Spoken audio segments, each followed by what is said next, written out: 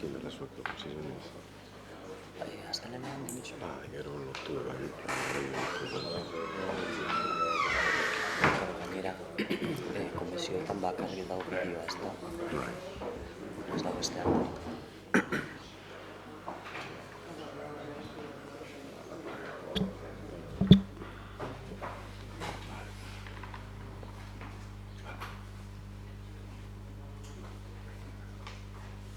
Hasiko gara.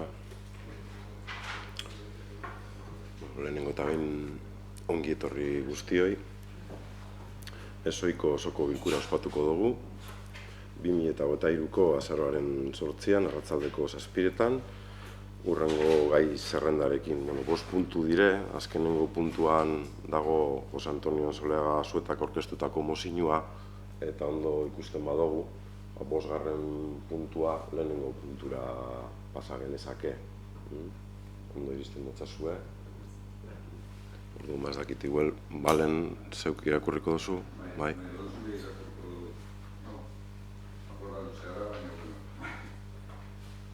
Mila bederatziehun hogeita hamaseiko uztailaren 18ko estatu kolpeak, Bigarren Errepublikan hautetsietako erakundeak eta demokrazia, nazio eta gizarte askatasun akabatzea izan zuen helburu. Era berean ordinaluldeko alderdi, sindikatu eta herri mugimenduetako kideak masiboki eta modu diskriminatuan zapaltzea ere jomuga izan zuen. Horren ondorio izan ziren mila bederatziehun hogeita hamasei, mila bederatziehun hogeita hemeretzi urte bitarteko gerra eta osteko jazarpena, ejercizoko golpistak eragindako mota guztietako giza eskubideen urraketak eta gizateriaren aurkako krimenak, atxiloketak, torturak, kartzelaldiak, erahilketak, desagerrarazpenak. Testuinguru horretan, giltzapetu zituzten 100.000 pertsona borrokan inplikatuak disidente politikoak, konzentrazio eta lan esparruetan hain zuzen ere garaitutako biztanleari zigor politikoa ezartzeko, hainbeste urtez euren askatasuna galarazteko, izuaren erregimena indartzeko eta lan esklaboaren emaitzez baliatzeko estatu frankista beraren eta hura babesten zuten enpresa garrantzitsuen mesedetan. Lan esklaboaren bitartez egindako lanetako bat izan zen Igari Birankose erronkari errepidea. Nafarroako Pirinoetako zaraitzu eta erronkari ibarrak batuko zituen. Estatu hainbat, txokotatik ekarritako frankismoaren aurkako 2000 gatibu baino gehiago egin zuten esklabura bertan, 1939 eta 1941 urte bitartean. Hasiera batean, langileen bataioietan, zenitzetan, BBTT eta ondoren, langile soldatu, disiplina bataioietan, zenitzetan, BTST, presoen konzentrazio esparru, ikuskaritzaren eta konzentrazio esparruetako eta disiplinako bataioietako buruzabitzaren menpekokak zirena. Izpidiren konzentrazio esparruan, benetan ankerrak eta bihozgabeak ziren, lan eta bizibaldintzak. Elikadura kaskarra eta eskasa, janskera zartaia, osasun baldintza negargarriak, nugu gorrienetako hotza, zaintza arduratzen ziren militarren erasoak eta zigorrak, judiziok kanpoko exekuzioak, gaixotunen gatiko heriotzak. Horien bitartez ezarri zuten zalantzari gabe lan eta giza esklabura daitekeena. Izan ere, frankismoak errimetako gerrako eta gizartearen aurkako krimenen baitako delitu larri gisa klasifikatzen eta zigortzen ditu indarrean dagoen nazioarteko araudiak. 1959ko Genevako 3. eta 4. hitzarmenek gerrako presoi buruzkoa. 1976ko abenduko eskubide zibilen eta politikoen nazioarteko itunaren 8. artikuluak, 1976ko martxoko giza eskubideen Europako hitzarmenaren 2. artikuluak, 2006ko ekaineko lanaren nazioarteko erakundearen derrigorrezko lanari buruzko hitzarmena. Espainiako estatuari dagokionez, onartu berri den memoria demokratikoaren 20/2022 legeak urriaren 19koak 3. artikulu lehenengoaren idatz zatian berariaz kalifikatzen du biktima giza eskubidei eta nazioarteko zuzenbide humanitarioari buruzko nazioarteko araua bortzatzea dakartzen egiten edo ez egiten ondorioko kalte fisikoa, morala edo psikologikoa, ondare kalteak edo oinarrizko eskubideen funtsezko galera jasan zuen pertsona bat. Legearen 3. artikuluan beren beregi aipatuz behartutako lanak jasan zituztenak edo eta konzentrazio esparruetan, kartzela, kolonia militarizatuetan egon zirenak. Bestalde, Nafarroan, Igari Biranko Zerronkari konzentrazio esparrua egon zen lurraldean abenduran 26ko 29/2018 foru legea dago indarrean. Nafarroko memorian historiaren toki buruzko eta bertan senatuaren arabera izendatu zen Nafarroko memoria historiaren toki Igari eta Birangozi arteko errepidean dagoen oroitzegunea 2019ko apirilaren 25eko erabakiaren bitartez. Legearen 2. artikuluak dio denez, bertan garrantzi bereziko gertaerak izan zirelako. 1938ko kolpe militarren eta ondoko represio frankistaren ondorioz, herritarren kontra eragitako errepresioarekin eta bortxakeriarekin lotutakoak.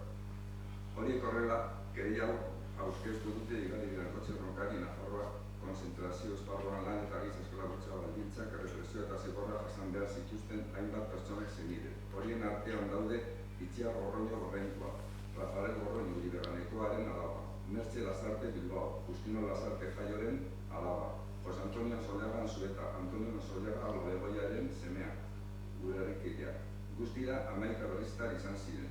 Kereia honen bitartez eskatzen dute zigor arloan dagozkion ikerketa eginbideak hasi eta azaltutako gertaerak gizateriaren aurkako krimentzat deklaratzen.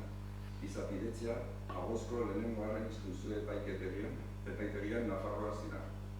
Horregatik, guztietatik osoko bilkurak onarrezan aurkeztu da udal honetako ondoko mozioa. Lehenengoa, Igari Biranko Zerronkariko Nafarroa konzentrazio eremuan frankismoak ezarri zituen lan eta giza esklabotza, errepresioa eta zigorrak pairatu zituzten pertsonen zenidek aurkeztutako kereiari babesa ematea erabaki du berriz udalak. Zeniden artean den Itziar Gorroño Gorreinkoa, Rafael Gorroño Liberanekoaren alaba, Mertxe Lasarte Bilbao, Justino Lasarte Jaioren alaba, Jose Antonio Sollaga Anzueta, Antonio Sollaga Lobegoiaren semea. Herri honetako bizilagunei elkartasuna adieraziz. Udalak beraz bat egiten du kereiaren helburuarekin. Hau da, gertakari horiek gizateriaren aurkako krimentzat hor daitezen zigor arloan dagozkion ikerketa eginbideak hasteko eskatzearekin. Bigarrena, era berean, udalak erabaki honen berri emango die bertako biztanleei eta hedabidei eta horrez gain baita ondokoei ere, kereia izateritzen hasi den agoizko lehenengo instrukzio epaitegiari, Nafarroa eta Buenos Aireseko Argentina lehengarren zenbakiko epaitegi federalari, zeinaren titularra Maria Zerdin de Cubría, frankismoaren krimenen aurkako Argentinako kereia izapidetzen ari den.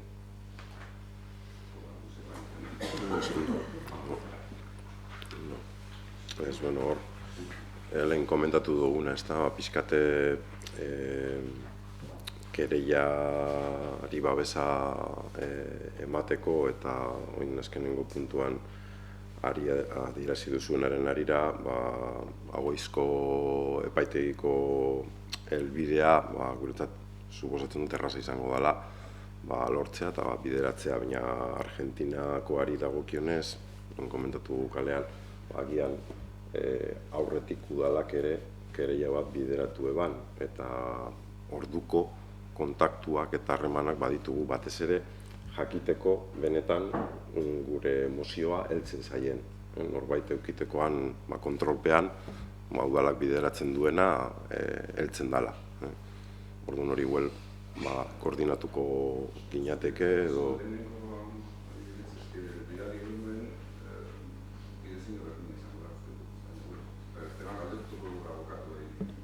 Baina bertan abokatu batzuk zeuden bideratu zutena zehoz, edo lako zehoz. Bai, bueno, komentako dugu.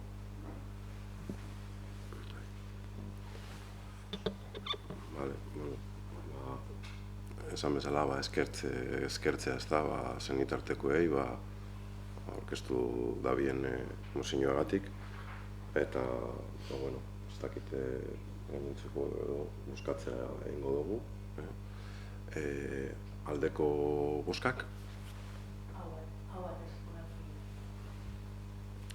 Orduan, koordinatuko gara, gaineren bitartez, eta bideratuko dugu.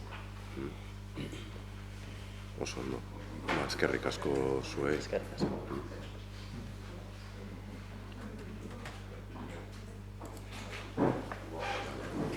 Eskerrik. Bai. Zuei. Bai, agur.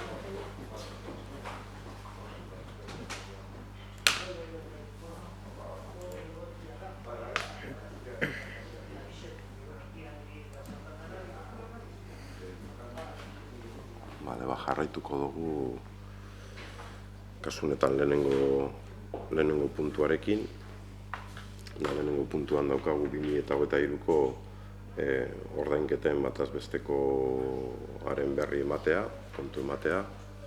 Eta hor batzordean komentatu gendun, nolatan momentu honetan 20,12an kokatzen dela bataz besteko ordainketa epea.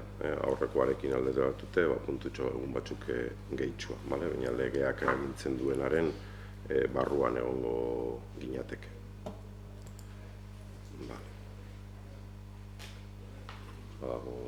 Epamenik, urrengo puntura ingo dugu.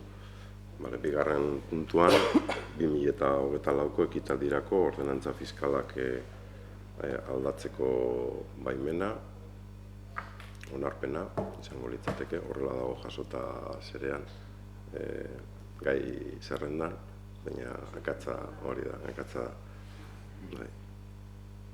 orduan, ordenantzen arira, irakurketa labur bat egitearren, batzordean komendatu gendun ez da, igoera orokorra 3,5an kokatuko genduke, baina, nolabait sailkatuta ditugunez zergak eta tasak, zergetatik hasite, 3,5 planteatzen da igotzea zerean, esango dutzuet, banan pixkate orokorrenak aipatuko dodaz. 3,5koa ondasun higiezinen gaineko zergan, jarduena ekonomikoaren gaineko zergan hor planteatzen da, kokalepuen arabera dekoguz indize batzuk, eta 10ko bat igotea indize horietan. Hirugarren indizea pasatuko litzateke 1,3ra, bigarrena 1,4ra eta lehenengo kokalekua 1,5ra. Gero, hirugarren ordenantzan ibilgailuen gaineko zergan, horko komentatu gendun ez da, zuek badierazite, igual, 3,5 beharrean, bia planteatzea, eta hurrengo urtean ere beste 2,2 bat igotea. Eta hori jasotzen da, 2,2. Gero plusbalietan, txosten teknikoen arabera, aipatzen digute, gutxi gora bera eskualdearekin alderatuta, 20 basuago gagozala, eta Bizkaiarekin alderatuta 64 bat. Orduan, plantamentu litzateke 7 bat bideratzea plusbalietara. Eta posgarren zenbakidun ordenantzan, eraikuntza instalazio eta horren gaineko zergan hor, izosketa gagozalako gainontzeko herriekaz parekatute, hori zergen arire, eta 7. ordenantzari lotutako tasetan, aipagarrienak eta etxe guztietan ordaindu beharrekoak direnak, betikoak ez da, horniketa, saneamentua, estolderia eta isurketa. Horiek izaten dire, ohikoenak edo, eta horiek 3,5ko igoera jasango lukete. Gero aipatzekoa litzateke nabarmenena kiroldegian planteatzen den kontzeptu aldaketa, eta hor planteatzen da bi abonatu mota sortzea, bi abonatu mota berri, abonatu arrunta, esango genduke, eta abonatu arruntak izango luke aukera igerilekua eta gimnasioa aldi berean, zerbitzu berean erabiltzeko, eta bigarren abonatu mota, plusa edo deritzona, horrek hartuko luke bere gain lehenengoa, aipatu dudana, igerilekua gimnasioa, eta kasu honetan rokodromoa ere. Horietarako planteatzen da, eta erakargarriak izan daitezen abono horiek, lehenengo kasuan, abonatu normalen esango genduke, 15% deskontu bat, eta plusean 18% deskontu bat.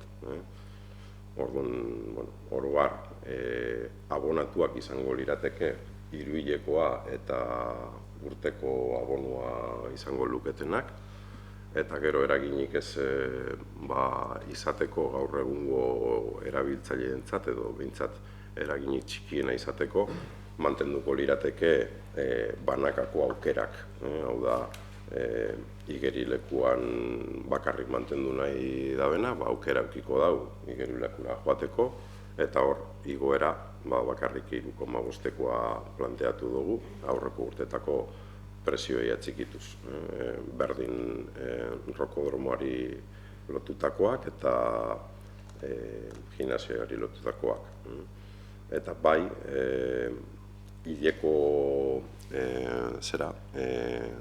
kuota moduen, sortzen dabe bai esparru berri bat, bai patutakoak lotuz ezta, pixkat gimnasioa, igerilekua eta rokodromoa, hilekoa, aukera moduan, baina horiek ez lirateke izango abonatuak. Hileko kuota ordainduko lukete, nahiko balute.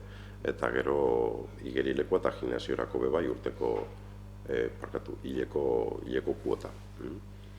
Horiek lirateke aipagarrienak. Gero ikastaroetan bai planteatzen da terminologikoki izenak aldatzea, eta oin lurreko ikastaroak eta uretako ikastaroak deitzea, eta lurretako ikastaroak eta uretakoak batuz egon daitezke, hori batzordean komentatu gendun, ez da egon daitezke erabiltzaileen batzuk, nahi izatea astean 2 saiotik gora egitea. Orduan, hoiei ere aukera ematen zaie, 3 saiotik gora, presio egokitu baten, merke baten, 3 saiotik gora ikastaroak jasotzea. Eta oro har, 7. hori litzateke aipagarriena. Gero 8. Zeinbat aldaketa badagoz, baina, esan genezake honexet direla, nabarmenenak edo. Besteak zuzenketa txikiak dire, edo gitzapen txikiak.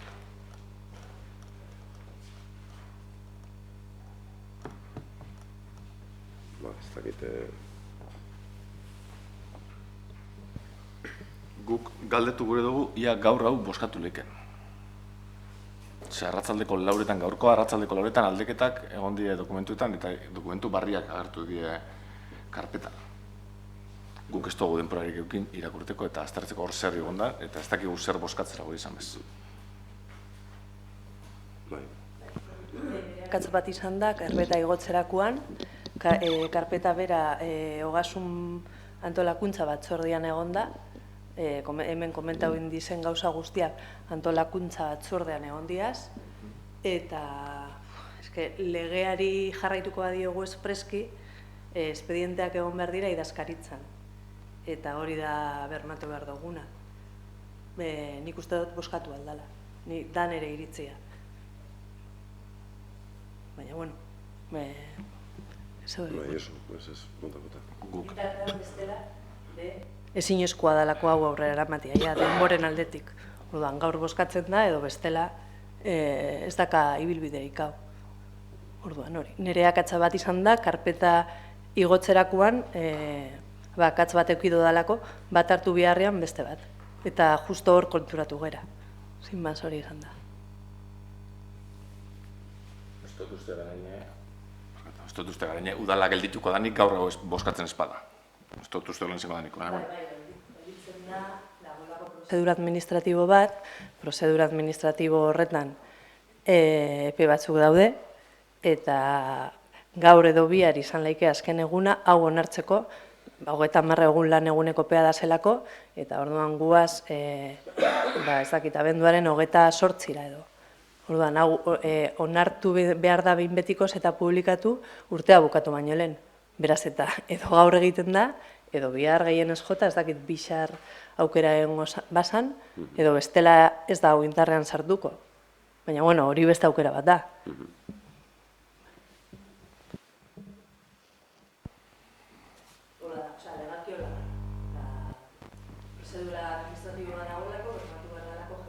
Kitza 30 egun eta bar. Orduan, edo gaur buskatzen da, edo... Akatz batzuk badekoz, baina... Akatz dinot, ze akatz batzuk badauz, zati batzuk euskaratu bari dauz, hauzuetan be izen bat guztot duplikaute dauela, bueno, baina guk ez ziogu boskatu, aztertzeko denporarik eukin ez dugun deko, ez dugu eukin denporarik. Arratzateko lauretatiko na, ez dakigu ze dokumentazioetan aprobatuko duguna, ero ez? Guk ezin dugu boskatu gaur hau. Bestiok denpora eukin badabe eta boskatzeko gai badie, aurre. Nik azpimarratu nahi dut, hau antolakuntza batzordean egon dela gai osua, oin dela biegun hau tratau egin zala, antolakuntzan batzordian dauela gaia ondo zehaztuta, eta izan den bakarra, izan da, karpeta batetik batera jarraitzea eta karpeta ez egokia hartzea. Hori da, nik azpimarratu nahi dodana. Taldeak aztertzeko eta ikusteko aukera eduki dute. Udal honetako udal taldeak. Ni hori azpimarratuko dut, eta esango dut, uste dut, hola izan dalako, eta horretako da saktak, eta, bueno, eta sensiñoak. Eta hortikan aparte, nik talde bakoitzan jarrera inguruan, boskaren inguruan ez dut ezabez esango, ondo deritzot, esan nahi dut bakoitzak. Hor, aipatzea zuzenketen harira, zuzenketak badagoz edo ez badagoz, orain publikatzen dena da boletinean estraktoa. Orduan, egongo balira akatz batzuk horiek zuzendu daitezke, gero boletinera bidaltzen denean denerako testu integrala, bale? Orduan, margen hori badago oraindik, akatzak baldin badagoz. Ez bada aldatzen, logikoki testuaren zentzua. Baldin badire akatzak, euskeratuta ez dagoela hau, edo akatz ortografiko badagoela hemen, horre gozok bideratu daitezke problema barik, Hori horrela da.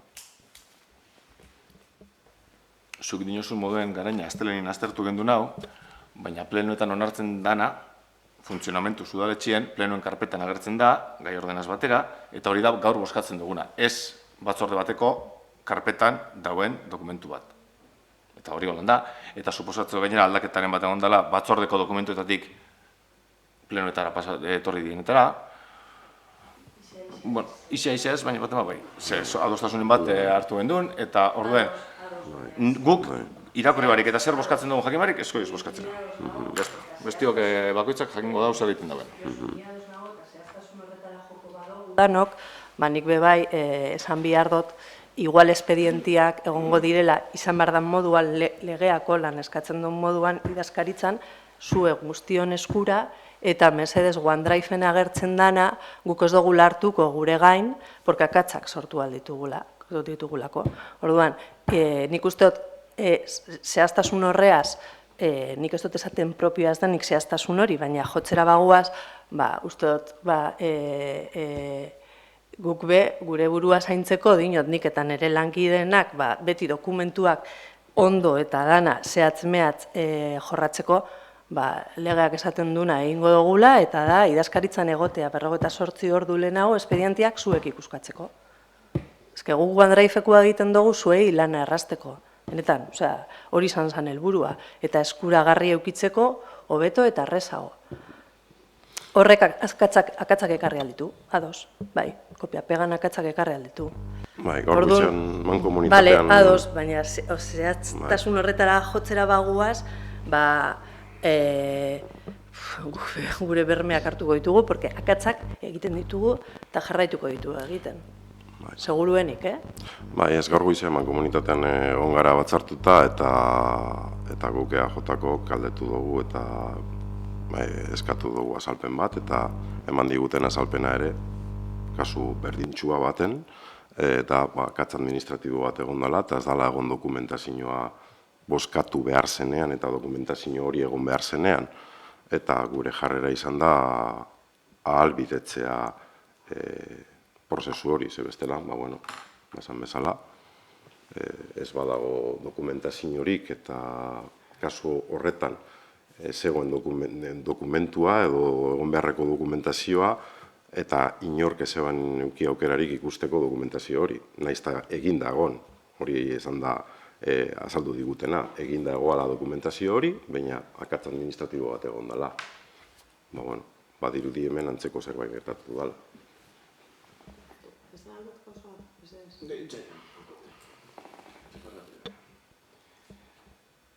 Ni natorona zuaz ez da baiatzera. Ez natorona zuaz eta zehaztasunetara bagoiez, ez dakit, baina guk ezin dugu bozkatu irakurri ez dugun dokumentu bat. Holanda, ezin dugu bozkatu. Ez da, ez alde, ez kontra, ezin dugu bozkatu irakurri ez dugun dokumentu bat. Zure bulegoen egongo direla? Zer engotza, holan funtziona bizin dugu, egon izen nazni holan. Eta, bale, dokumentu bat ez ikuskatzi, nik akatz bat, pertsona gara eta akatzak egiten dugu. Baina, bale, ni bai. Batez be, egiten duzu neinean, akatz gehiago ikuitzen dituzu normalian. Bai.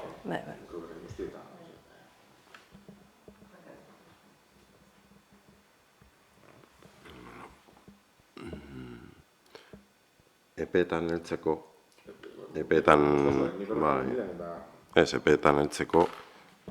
aukera bakarra litzateke ez bana zerratzen bihar egitea, ez da? Bihar goizean egitea edo aukeran.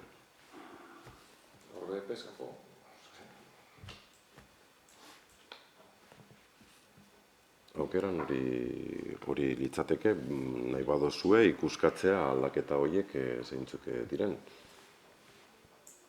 Zeiru dire, komentatu izan ditugunak batzordian. Bai. Aldaketak, ez dakik zer da, guk gaurtik bizer goizera, ez dakit, nik egoitxuri dekaldo egiteko eta biharrera juteko, bai. Ni ezin az desagertu biharretik bizer goizien eta listo, ez dakit, abisaben biot. Ez dakit, guk konturatu gaien moduen beste batzuk konturatuko zien. Ez dakit, atzo, esan dokumentu batzuk egon da, eta gaur desagertu indi da beste batzuk agertu dira. Jazta. Legea beteko dugu, nik uste betetzen dugula. Uste duzu ezetz, jazta. Eta beste erakunde batzutan gertatzen dena, aipatzen ibiltie, 30 egun presidentzia hartu dauen persona bat bertan dauen, ez dakit. Jazta, oso ondo. Baina, 30 egun bueltan die, gu esko ez horretan sartzen. Gu esko ez bozkatzera, gauzak aztertuak eta listo. Horrezigatik gure jarrera ez da izan Idoia Dagolako presidenta. Gainera aipatu dut, ulergarria izan daitekela akatz administratibo bat izatea. Eta guri azalpen hori eman digute, norbaiti ahaztu egin zaio edo pasa egin zaio dokumentazio hori txertatzea eta ez egoan. Eta berdin, prozedimentalki dokumentu hori egon behar bada bozkatze aldera, adibide gisa jarri du besterik ez, ez bati edo besteari errua botatu jarren, ez, inundik inora. Makarrik hori administratiboki, makatz bat egon da eta besteik ez.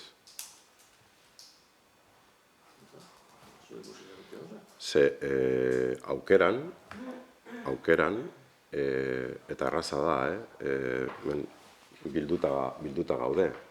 Erraza da, dokumentuak, garainik aipatu daben moduan, egon izan dire batzordeko karpetan. Egia da, batzordean egin izan direla zera batzuk, proposamen batzuk, eta aldaketa batzuk egin dire. Oso txikiak. Eta hoiesek, banan aipatu aldoguz. Ze dokumentuak, ikusi badozu ezertxo bait, berdez agertzen dire, zeintzuk diren aldaketak. Eta hori, bat-batean egin genezake. Zuzenean, denborarik ez galtzeko. Zer da onartu duguna? Hola, entzutetan, no? Entzutetan, eraz. Bai. Bota. Zer da onartu behar duguna? Ez que hori da gauzia. Aurrean zien, batzordeko karpetan egon behar da, ba esan, ez, onartuko duguz, batzordeko karpetan agertzen dien dokumentuak. Guk gaur, imprimi dute dokumentuak, atzo esan dokumentuak, imprimi dute dauz. Eta hor, ez dauz boskatu behar duzun dokumentuak. Guk holan, ez que ez dakigu zer da beno sartute. Eta pasau izen die, gero holan pastan die gauzak. Gu, eskoiz boskatzera. Ez da, eskoiz boskatzera. Eskoiz boskatzera, gaur. Ez badozue boskatu nahi, zinegotzi moduan boskatu behar dozue. Ez badozue boskatu nahi, ni jarriko taktan nola altzatu inzarie, junzarie, eta gero sartu zarie, bale? Esan nahi dut, hemen egotekotan boskaren zentzua eman behar dozue. Orduan, ez badozue boskaren zentzurik emon nahi, 3 aukeretatik jarriko dut nola altzatu zarien, junzarien, eta sartu zarien, bale? Aktan. Bestela gehienguak eta ikusteko. Bai, ez kontua da, ez garela helduko. Ez garela helduko. Hori horrela da. Ez gara heltzen. Administratiboki bete behar diren epealdi guztiekaz, ez gara heltzen.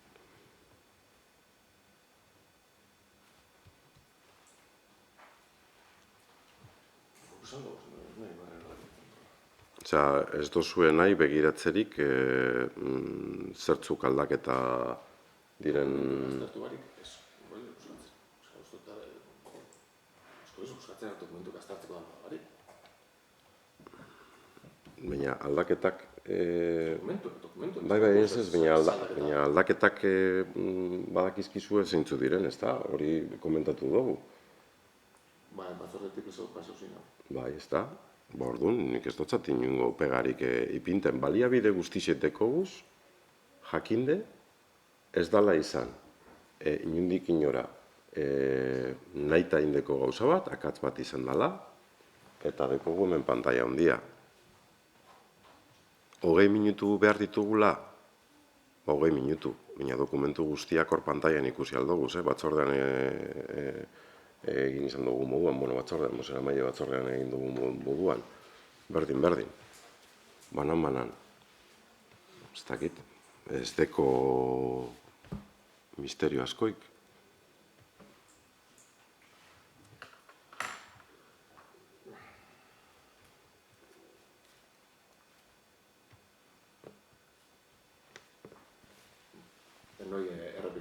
Guk erabakizek taldien hartzen duguz, eta holan enoien ni erabaki bat hartzen da non izenien. Enoi erabaki bat hartzen. Erabaki dugu eskoizela boskatzen dokumentazioiko bari naundalako, eta kitxo. Ez da. Guk talde batzarrean komentatu izan dugu aldaketa guztiak. Beraz.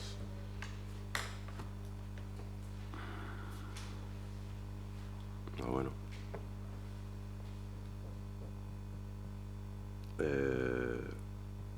Receso.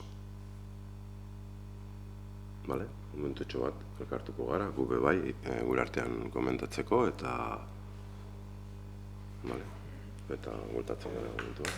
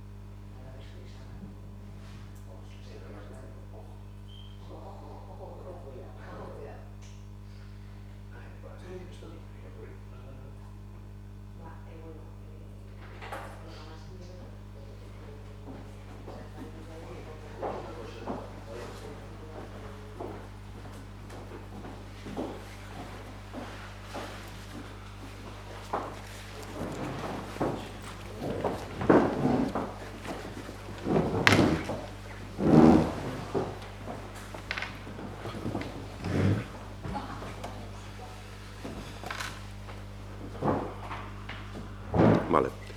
Bueno, komentatu dugunaren arira ez dago eperik. Bihar ez badugu egiten bilkura, ez dago eperik. Orduan, bertan bera izten dugu bilkura, eta biharko deitzen dut urgentzizko bilkura bat. Arratzaldeko 8 eta larenetan bueltan, 6etan dugu mankomunidadeko bilkura, 24 orduko zera erabiliz, 8 eta larenetan urgentzizko bilkura. Eta horregaz, suposatzen da, helduko ginakela, justu, helduko ginakela.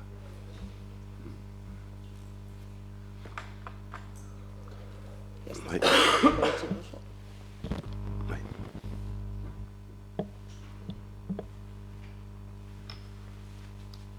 Bai. Legez, holan itxeko aukera da, guk ez dakit 24 orduen, zeretuko gara begiratzen dokumentazioa. Legez, holan itxeko aukera da, aurrera, ez dugu eragozpenik.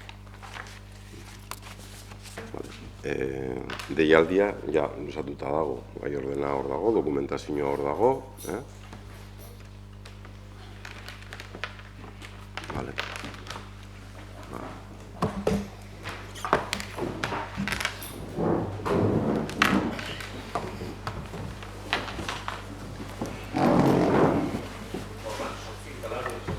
Eta ez dakit suposatzen eman komunidadeko bilkura.